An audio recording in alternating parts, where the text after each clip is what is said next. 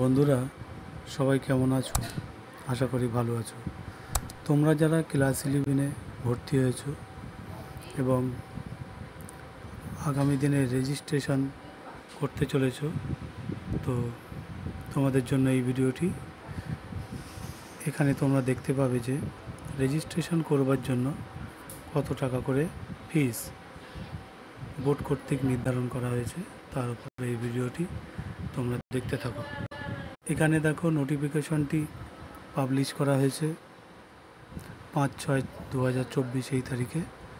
এখানে পরিষ্কার বলা আছে, দেখো যে রেজিস্ট্রেশন ফি 75 টাকা।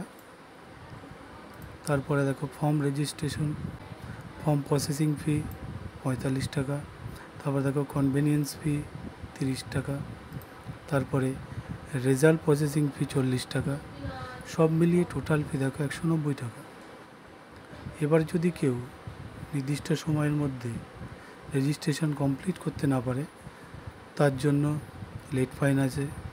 এবং লেট ফাইন কত টাকা লাগবে না, দেখো লেখা আছে 150 টাকা পার ক্যান্ডিডেট।